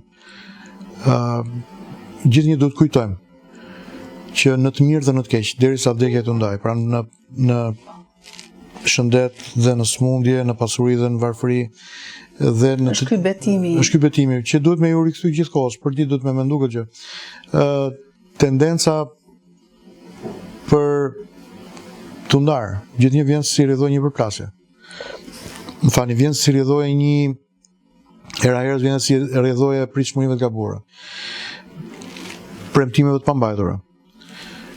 Grindjeve të cilave ne nuk i vendosim cak, sepse unë shikoj me çifte të ndryshme, ka qenë dhe me ne kështu. 7 vite e para kemi pas jo të lehtë martesën tonë. Ashtu. Po. Jemi dy të kundërtat në të njëjtës monedh. Pra Lina është ndryshe, unë jam ndryshe, krejt ndryshe, dhe kjo na ka komplementuar, na ka plotësuar së bashku si një skuadër. Dhe ka bërë udhëtimin ton natyrisht shumë efikas edhe të bekuar, por nuk ka qenë lehtë, veçanërisht 7 vitet e vitet e para, për shkak të ndryshimeve tona të personalitetit, ishim shumë të ri në atë kohë, ishim varfër, ishim në një qytet, u largum, masi u martuam një vit, pasi u martuam, në fakt një vit, më shumë se një vit, vajza unë ishte 4 muajshe, ne ikim në Shkodër. Po Shqipëria ishte vetëm 4 vite pasi kishte dalë nga periudha e komunizmit. Historia e firmave për medalje, kaq të rinë një qytet që nuk e njihnim. Nuk kishim ku të përplasesh. Unë kujtoj një herë një moment. Vajza ishte smur, 18 muajshe. E mbajnë krahët e mi. Ishte dimër edhe nuk njihnim një doktor, një mjek. Linda ishte pranë meje, edhe e kishim shtel kështu domethënë me ato pataniet e një bebi të vogël. Kishim pyet komshit ku ta çojmë vajzën për me vizitu tek një mjek i mirë në Shkodër. Na kishin treguar një vend, një zonë, po Shkodra si edhe qytetet e tjera, ajo ka disa lagje që do të kalosh disa kohë të njohësh lagjet edhe nga emërtesat e tyre. Edhe shkojmë aty nga lagja, po s'dinim ku ishte shtëpia. E kam dalë një moment të dhe kam qenë dukeqar. Shumë vite më vonë. Trokisja tek dyert e banorëve të qytetit, me shpresën se do më tregonin ku ishte shtëpia e doktorit, nuk i di as emrin. Dhe një baba, imagjino, një baba që ka një gocë të vogël, 18 muajshe, krejt i ri, me gruan e tij të re në krah. Vajza ishte me temperaturë dhe kishte ditë që ato ilaçet që ne po i përdornim nuk i bënin dobi. Kishim marrë një shtëpi me qira që kishte probleme lagështire të papar. I ftohtë. Akrepat vinin nga, ishte shtëpi e vjetër shkodrane me tavan për drase. Akrepat vinin nga tavani i drasës, akrepat mëdhej që s'isha pa kurrë më parë. Binin në dyshemben e shtëpisë. Lagështira, virozat e fëmijëve etj. Vajza u smur përfundimisht, por nuk po shkonte mirë shëndeti i saj. Edhe ishte me temperaturat natë, e marrën krah dhe po kërkoja një mjek dhe i bija dyrëve të qytetit duke thënë, më tregoni, a dini ku ka shtëpi një doktor? Një doktor për vajzën time. Domethënë edhe ky stresi dhe ngarkesat e jetës, ngarkesat e ekonomisë, ngarkesat e këto e afrojnë çiftin apo i largojnë? Këto sfida, këto problemet e përditshme. E afrojnë, por vjen një moment ku njeriu lodhet. Më dhe problemi është kur lodhen të dy në të njëjtën kohë. Dhe aty ndodh. Lodhen të dy sepse çfarë ndodh është kjo që lodhet njëri dhe tjetri që është pak më i fortë në atë moment e mbështet, e ngrë, kujdeset. Po kur lodhen të dy. Pra ka pas jo pak lot në shtëpinë tonë. Për shumë arsye. Por ja dolëm duke besuar që rruga nuk është e lehtë për askën. Ta gjykosh tjetër nga jashtë. Ka pasur lot dyshimi për tradhti dhe të ka ndodhur ndonjëherë që e ke gjetur veten duke i thënë lindës Zoti të më vras nëse unë e kam bërë këtë gjë. Asnjëherë. Linda kur nuk ka shpresoj. Shpresoj, edhe besoj në fakt, nuk ka dyshu tek unë asnjëherë. Po duhet të besosh për këtë. Të besoj se jam para një pastori. Dhe unë të besova aty të besoj. Dhe unë nuk kam dyshuar në Linda. Ne bëjmë pak me njëri tjetrin. Dhe pakti ishte për t'i thënë njëri tjetrit të vërtetën. Të vërtetën që lidhej me jetën tonë para se neve t'i premtonin njëri tjetrit. Pra të mos kishte gjëra të fshehura, dhe kjo është një sfidë. Shumë për të thuar të vërtetën. Po, është sfidë. Ne zgjedhëm t'i themi njëri tjetrit të vërtetën. Pra unë jam i gatshëm të dua tërësisht kështu si je, por kam nevojë që të njoh, kam nevojë të kuptoj se cili ka qenë udhëtimi yt përpara se ti të më thuash po dhe unë të them po, deri në fund, derisa vdeket na ndaj. Dhe ne këtë kemi bërë bashkë me njëri tjetrin. E vërteta herës është edhe e hidhur. Shpesh njerëzit edhe e mbulojnë vërtetën. Por ka shumë tepër dhimbje kur fshihet e vërteta. Qoftë dhe për dimensionin emocional e shpirtëror të njeriu që e fshet vërtetën dhe sikur kjo e vërtet nuk do të merret vesh kurrë ndonjëherë më parë, më tej. Kështu që ne bëm këtë paktin, edhe tjetra ishte që gjithmonë ne do të thonim njëri tjetrit vërtetën. Edhe ne kemi qëndruar te ky pak. I kemi thënë njëri tjetrit vërtetën. Jemi përpjekur të kalojmë kohë me njëri tjetrin. Nuk ka nevojë me marr gruan, me shku me në një restorant me qiri, me lule, me kështu. Ka pas momente në familjen tonë që për 8 mars për shembull, unë s'kam pas mundësi që t'i bëj gruas time një dhuratë. Po i kam bërë një poezi ose i kam shkruajtur një letër. Kemi një poezi sot? Që e mban mend? Nuk kam sot, po do kemi rast prapë që të flasim. Se do të hap këtu. Dhe shikoja që Linda preke edhe vlerësonte këtë gjë. Edhe unë doja të shikoja a e vlerësonte ajo këtë dimension. Nga ana tjetër, burri. Burri mendoj ka nevojë për një element të panegociueshëm në martesë nga bashkëshortja vet, që është respekti. Në momentin që një mashkull ndjehet i parespektuar nga bashkëshortja e tij, atëherë ai vendos në pikë pyetje marrëdhënien. Është dimensioni i qenurit mashkull. Kështu janë meshkujt, burrat. Nuk themi mirë, keq, gabim, drejt. Po kështu jemi. Respekti. Dhe ideja e posesivitetit në dimensionin e asaj që themi xhelozi. E di që fjala xhelozi është kryqëzuar, është anatemuar, është goditur nga shumë njerëz, individ që dalin edhe në agorin e debatit politik dhe flasin për martesën dhe të bëjnë si guru për lidhje dhe martesë. Natyrisht ka xhelozi të smur. Ka xhelozi që shndrohet në obsesion. Edhe kjo pastaj është diçka tjetër, pra do të shku tek psikolog apo tek psikiatri. Edhe njeriu posesiv dhe xheloz që është i smur, është diçka tjetër, është një problem më i vogël. Por ka xhelozi të shëndetshme. Pra kur burri nuk është xheloz për gruan apo gruaja nuk është xheloze për burrin, aty s'ka dashuri. Atëre është diçka që duhet pa. Duhet parë. Duhet pa. Do të bëj një pyetje për një personazh dhe pastaj do të bëj ca pyetje të shkurtra që dua të përgjigjesh shkurt sepse dua të kuptoj më shumë peshën e përgjigjes. Është në një këngëtar, Flori Mumayesi, i cili ka disa vite që është zhdukur nga tregu muzikor, është larguar më saktë. Dhe në një nga këto postimet me video ka thënë që unë kam vdekur për së gjalli. Ka përdorur këtë frazë. Është teksti një këngë apo është? Jo, nuk është tekst këngë. Këtë frazë ka thënë për momentin në të cilin ai ndodhet. Çfarë do i kishte thënë Flori Mumajesit nëse do shkojë të takoje si një pastor? Florin unë e përshëndes, e du fort, gjithnjë kam qenë fan si këngëve të tij. Kur një person bën një deklaratë kësaj natyre, diçka ndodh në botën e tij të brendshme. Zakonisht me artistët kjo është një gjë që ndodh në mënyrë të përsëritur. Piktorët, autorët të teksteve, kompozitorët, njerëzit edhe me njerëz të mendimit që shkruajnë. Shpresoj të jetë një katarsis që ndodh brenda shpirtit të tij në dimensionin e rivendosjes së vlerave të vërteta atje ku këto vlera meritojnë të jenë, sepse fatkeqësisht në botën në cilën ne jetojmë kemi zhvendosur ato që duhet janë primare dhe i kemi trajtuar si dytësore, tretësore. Shpresoj që kjo është ajo që ka ndodhur me Florin. Kështu që mezi pres që Flori dali me risi, me gjëra të tjera, sepse është shpresoj të jetë historia e farës tek Flori. Që fara së pari, thot Jezu Krishti i Nazaretit, duhet vdes përpara se t'i japi jetën një bime të re. Edhe si duhet ta kuptoj Flori këtë? E kupton Flori. E kupton? E kupton patjetër. Në rregull.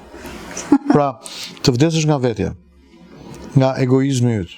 Mbase Flori ka përjetuar diçka që unë nuk e di, ne nuk e dim, edhe ai është okay me idenë të ruajturit të kësaj çka ai ka përjetuar që mund të jetë lëndim, mund të jetë dhimbje, mund të jetë tradhti.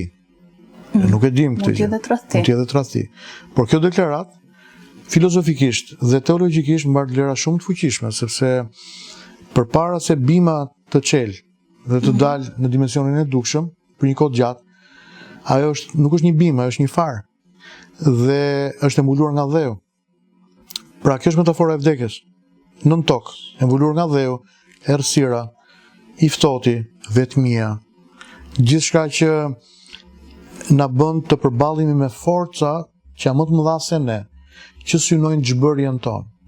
Por në vend që ne të xhbëhemi në dimensionin e asgjësimit, ne ç'bëhemi nga e vjetra për të rinisur jetësimin e diçka e krejt tjetër, krejt ndryshe, krejt të re. Për këtë arsye thash Lori që mbase një risi. Shumë e bukur. Mesazh për të gjithë, jo vetëm për Florin.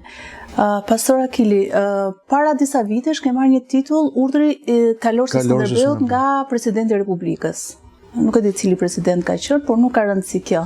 Rëndësia e kësaj pyetje është ke pasione të tjera përveç të qenit pastor, për shembull të kalorosh bikuaj ose të vraposh në maja të larta me të borë, në për Alpe. Si thuash, pasione që kanë pak atë ekstremitetin brenda. Ekstremitetin. Nuk e di sa ekstrem do të jetë kjo historia e motorit, po jam pjesë e një grupi motoristësh dhe kam motora që i përdor. Pra nëse është fjala për motorin, po. Është një nga pasionet e mia. Deri para pak kohë vijoja serviteshe. Nuk e bëj më, mbase duhet më u kthy prapë. Që ndihem gjysh më i ri akoma. Gjysh më i ri. Se tani s'ke nga e ban. Po. Gjysh u bëre. Hera herës kur jam në Shtetet e Bashkuara të Amerikës bëj qitje me armë. Po ekstreme të tipit të hedhje nga lartësitë, e kam fobi hedhje nga lartësia, e kam problem. Nuk e di, edhe nga shkëmbit me hedh me bonot. E kam problem lartësinë. Po pasion kam motorin. Kam Vespa, kam Moto Guzzi, kemi edhe një grup shoqëror, jo pak. Po muzika që të pëlqen? Po muzika është dimension që lidhet me shpirtin, lidhet me ndjenjen, lidhet me kohën, me kulturën. Mu pëlqen dëgjoj Joe Cocker, më pëlqen dëgjoj blues të mirë. Më pëlqen dëgjoj jazz me drita të ulura në shtëpi, mundësisht vetëm pa njerëz. Muzika, më pëlqen të ulem ke piano në shtëpi edhe ti biesh piano. Bëj diçka. Kur goca vjen pastaj, i lë vendin e saj, i bie pianos, këndojmë. Këndoni bashkërisht. Këndojmë bashkë. Si ta kupton shprehjen që gruaja ka dalë nga brinja e burrit? Ta kuptosh literalisht siç Bibla thot. Zoti e nxjerr jashtë për ta krijuar, për ta rifutur sërish brenda. Ka sens? Varemi nga burrat në këtë konceptin biblik? Jo, do ta them edhe një herë për ta ritheksuar. Jemi pra Zoti e nxjerr jashtë burrit. Për ta rifutur prapë tek burri. Dhe Shën Pali thot, o burra duheni gra tuaja siç Krishti e deshi kishën dhe dha veten e tij për të. Dhe burri thot, do ta lëri babain dhe nënën e vet, do të bashkohet me gruan e tij dhe të dy do të bëhen një mish i vetëm. Pra kjo është edhe pjesa e misterit të martesës, që është sakrament në kishën katolike martesa. Pra Zoti e ka nxjerrë nga brinja një herë për ta krijuar dhe jep frymë jete gruas dhe nëpërmjet martesës kjo është ideja, pra dy të kundërtat që shkrihen dhe bëhen një në dimensionin shpresoj dhe në dimensionin shpirtëror dhe kulturor edhe. E ke vënë re kur thon njerëzit mbas shumë vitesh martesë, burri dhe gruaja fillojnë dhe ngjajnë me njëri tjetrin. Ngjajnë ose burri e grua mishe thua. Që s'po pëlqej fare se shpreh. Mishe thua për sa i takon idesë mbase gjërave që dëshirojnë jetë. Po është dhe një shprehje tjetër që burri është gjarë për nën jashtëkun e gruas. Se isha djugë. Po, është shprehje popullore, është shumë e rëndë si shprehje, por që se kisha dëgjuar. Nuk isha dëgjuar sepse kjo historia e gjarprit na çon tek tundimi, tradhtia, tek pabesia e madhe. Krisht se e di. Do dojë që të kishim më shumë burra të besës, sikundër dhe gra. Bëjmë një kështu që respektojnë burrat e tyre. Në rruzullin toksor, sa përqind e burrave mund të jenë vërtet besnik që nuk e tradhtojnë kurrë gruan? Aq sa që janë dhe gra, se këto burra me kë tradhtojnë? Me gra beqare për shkak. Po pse me gra beqare për shkak? Po nuk mund të bëhet kështu për llogaritje. Po ja pra. Pyetja juaj ka një kundërpyetje. Po. Zakonisht burrat tradhtojnë me grave. Kështu që e bëjnë të dyja palët. Kam përshtypjen se gratë, po do ta trajtojmë një herë tjetër në këtë pjesë. Po, është shumë. Po mund të thuash edhe një fjali për gratë. Kam përshtypjen se gratë tradhtojnë kryesisht për tu hakmarr. se janë lënduar nga burri, ose janë ndjerë lëna pas dore, pa kujdes. Ose si rrjedhoi një momenti impulsiv, emocional, që mund të jetë pasojë një flirti të shkurtër apo të gjatë me dikë, që mund të jetë një koleg, mund të jetë një njohur, mund të jetë një afër me tjerë. Kurse për burrin mendoj se diçka tjetër. Kryesisht për burrat është epsh. Pra nëse për burrin është epsh, që lidhet me pa vetdijen, kupton? Për gruan është vetëdije kryesisht, jo gjithmonë, por kryesisht. Me pak epsh. Mbase me as pak epsh. Shumicën e herëve. Kryesisht vetëdije për t'u hakmarr ose për t'u ndjerë përmbushur ose Donald Trump në krye të Amerikës, çfarë do i sjell botës? Luftë apo paqe? Unë kam mbështetur zgjedhjen e presidentit Trump për sa i takon idesë së projektit të tij pro familjes. Në fillim doli me deklaratën që do të ketë vetëm 2 gjini. Edhe ju e dini që këto janë deklaratat që ai ka bërë edhe pasi u zgjodh president. Po. Ishte deklarata e parë që bëri shumë bujë. Pra burr grua, mbyllet historia. Nuk ka një print nuk ka. Ndalohet historia e ndryrave kirurgjikale transgenorizmit tek fëmijët. Ndalohet në Amerikë kjo histori. Sepse këta e çuan botën deri në dimensionin e asaj që njeriu filloi të ndihej qesharak. Pra, dikujt i thuhet ke lindur në trupin e gabuar. Zoti nuk bën gabime. Natyra nuk bën gabime. Natyri që mund kemi djem që kanë hormone në mungesë mashkullore. Por në qoftë se ti je në gjendje sot nëpërmjet shkencës që ti njëktosh ta kthesh një grua në burr apo një burr në grua. Ta bësh edhe këtë, ëh? Si mund të mos i japësh hormone mashkullore pak më shumë një mashkulli për ta bërë që ndihet më shumë mashkull, apo një femër që ndihet më femër. Një fëmijë i lindur nga surrogacia është i bekuar nga Zoti? Çdo fëmijë është i bekuar nga Zoti, por surrogacia si proces është një proces i cili duhet të ndalohet dhe nuk duhet të legjitimohet në Shqipëri. Pasi ekspozon vajzat, gratë, nënat dhe vajzat shqiptare drejt trafikimit qenieve njerëzore. Projekti i surrogacisë në botë çdo vit paraqet një shumë prej 20 miliard dollarësh në vit. Pasi fëmijët mungojnë, bebet mungojnë sot në Evropë, bebet mungojnë sot në Shtetet Bashkuara të Amerikës. Si rrjedhoi e uljes fertilitetit, si rrjedhoi një shumësie historish, përfshi këtu edhe gratë që janë në botën e modës që nuk duan të ndin fëmijë vet sepse i prishin linjë tru, por edhe i porosisin. Po shiko. Mund porosisësh një palë. Marrin me qira një bark të një pra, mund e prezantoj gjyshin tim si kpucar në fillim. Pra mund porosisësh një palë kpuc. Mund porosisësh një makinë, një automjet. Edhe për aqo sa janë objekte dhe sende. Edhe një shtëpi mund ta porosisësh. Por njeriu është shumë tepër se një objekt dhe se një send. Njeriu është një qenie e krijuar nga Zoti në mënyrë më të mrekullueshme të mundshme dhe në konventin e fundit familjes që ne patëm vetëm pak javë më parë kishim një zonjë që nuk ishte konservatore në thelbin e doktrinës saj ideologjike, por ishte liberale, e majtë, feministe madje, por ishte fëmijë surrogacie. Fëmijë surrogacie dhe tregoi krizën adoleshencën e saj. Çfarë moshe kishte? Kriza e saj në adoleshencë ishte moshën 17 vjeçare, por tani është 30 e ca vjeç. Po, ishte fëmijë surrogacie. Fëmijë surrogacie dhe tregoi krizën e saj emocionale. Po thuaj vendimet për të vrarë veten. Sepse kriza e saj emocionale dhe këto vendime ngjizeshin nga mungesa e theksuar e identitetit të saj. Ajo nuk dinte fëmia e kujt ishte dhe pse nëna e saj biologjike e kishte lindur dhe e kishte dhënë dikujt tjetër si diçka të pavlerë.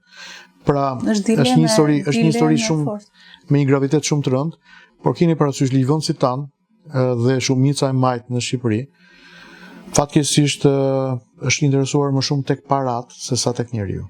Tregu i surrogacisë deri dje ka qenë i orientuar në Ukrainë, për shkak se Ukraina është një treg i mbyllur për shkak të luftës, duan ta kanalizojnë në Shqipëri.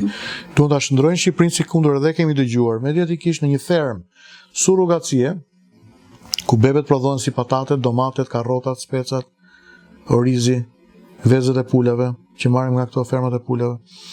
Po njeriu është shumë më tepër se kaq. Mohimi më i madh që mund t'i bësh një fëmijë është mohimi i nënës biologjike, i babait biologjik. Detyra jonë e gjithë është të mbrojmë fëmijët, të mbrojmë familjen, të mbrojmë adheun, të mbrojmë nënat edhe vajzat tona, edhe të nxisim shqiptarët të duan familjen, të duan adheun e tyre, të lindin fëmijë pasi martohen, më shumë se 2 fëmijë, një nga gjërat që unë mendoja që do të kisha bërë, duhet kisha bërë. Duhet ta kishe bërë. E ke peng. Më shumë se 2 fëmijë, po se kemi më të mundur tani. Pra duhet kishim më shumë se 2 fëmijë. Dhe këtë i them edhe Jonathanit, i them edhe Deborës vajzës që bëni fëmijë. Një pastor konservator si ty, si ndihet në të kohë kaq moderne, duket sikur lufton me vëllin të erës. Nuk ka pastor liberal, nuk mund të jesh liberal edhe të jesh njeri besimi. Nuk ndodh. Madje nuk mund të jesh njeri besimi që beson në Zot edhe të jesh i majt në thelb, sepse e majta në thelb marksizmi godet Zotin. Shkaq e thjesht. Historia që ndodhin këtu nuk ishte komunizmi shqiptar. Komunizmi shqiptar u ngjiz në djepin në shtratin e marksizmit. Dhe marksizmi, problemin e madh që ka me besimin, e ka me Zotin, me komunitetet e besimit, me lirin, me pasurin, me pronën private, pra gjithë të histori. Dhe unë nis nga përqasja ime e besimit. Pra imagjino, do t'isha unë një pastor në komunizëm? Do flisja do të kaq lirë sa flas sot, lirshëm në komunizëm? Shansi vetëm do të ishte burgu, do t'isha hedhur në det, siç u hodhë një pjesë e pritrive. Se hodha në det. Po, i lidhën duar e këmbë, i vutën në fuqi vere, edhe i hodhën në det. Dhe fjalët e tyre të fundit ishin në fuqi vere? Rrof Krishtin mbret dhe rrof Shqipëria. Po. Dhe jo pak pritri janë vrarë për shkak besimit tyre në Shqipëri, ose kanë bërë burga 25 apo 40 vjet. Dhe jo vetëm pritri, por edhe klerik të tjerë, feve të tjera në Shqipëri. Njerëzit e besimit janë njerëz me bindje të cilat nuk janë gati të shesin e të tjetërsojnë.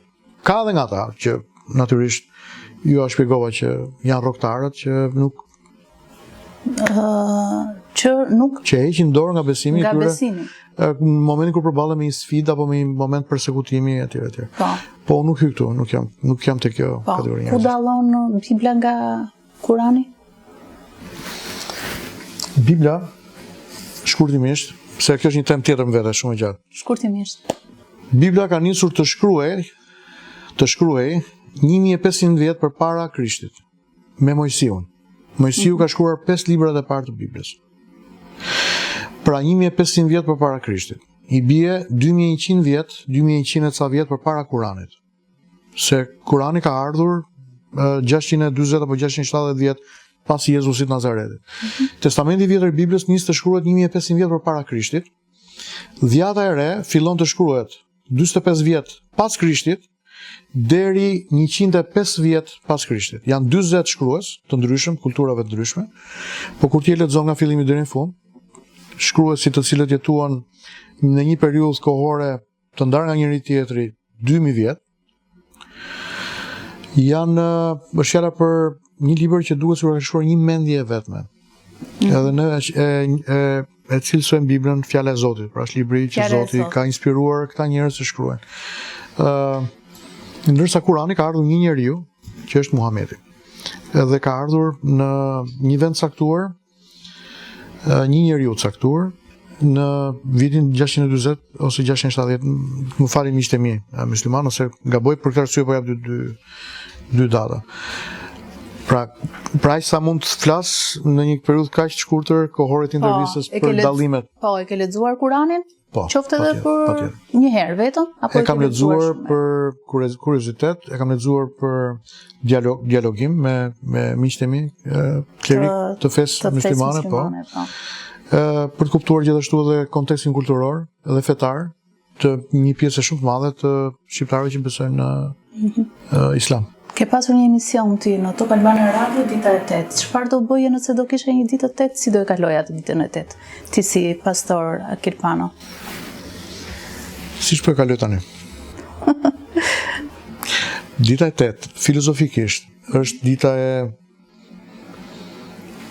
nuk është dita e pushimit, është dita e punës aktive. E punës aktive. Domethënë, në 6 ditë Zoti krijoi tokën, edhe qiellin dhe njeriu, ditën e fundit, ditën e 6, ditën e 7 Zoti ndërpret punën dhe kundron gjithçka dhe thotë është mirë. Por diku midis ditës 7 dhe ditës 8, filozofikisht flas, ndodhi ajo që ndodhi, njeriu me anë të keqpërdorimit të një akti vullneti largohet nga Zoti. Bën të kundërtën e porosisë së madhe të Zotit. Dhe nga ai moment gjithçka ngatrohet në historinë njerëzore. Pra jemi pikërisht tani në ditën e 8 po jetojmë. Jemi në ditën e 8. Unë presupozoj një kthim tek e 7-a. Pra e 7-a është dita e pushimit, dita e shlodhjes, dita e shërimit, dita e kohezionit social, dita e mospasurit të varfër apo të pasur, dita e familjes. Dita e një qyteti që është ndërtuar nga Zoti dhe lavdëron Zotin. Ja ku erdhëm në fund, nëse do ishte darka e fundit me Zotin, çfarë dëshire do i kishe shprehur Zotit? Do ta adhuroja Zotin, do të këndoja, do të bekoja emrin e tij. Nuk e di dëgjon? Dëgjon andaj çfarë bën? Dëgjoj. Pra, ndërsa ne po e mbyllim, shërbesa ka filluar, këngët kanë filluar andaj dhe ata po mpresin, atje dhe Linda ka ardhur këtu. Jemi live. Linda të përshëndesin. Dhe do t'i këndoja Zotin një këngë dashurie për Zotin. Këtë do t'i bëja Zotin. Kesh një moment kështu të kënduari, pa muzikë? Patjetër. Si këndon? Që ta mbyllim më bukur se kur. Do këndoja kështu. Të dua, sot o Zot, se për mua ti kujdesesh, më tepër se kushdo. Gëzuar. Faleminderit. Sot u rrëfeve para meje. Shpresoj.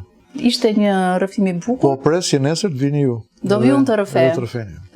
Ky ishte episodi me Pastor Akil Panon. Unë Klotilda Arka dhe Pastor Akil Pano ju përshëndesim nga kisha e tij. Zoti është i madh. Kështu do mbyllim?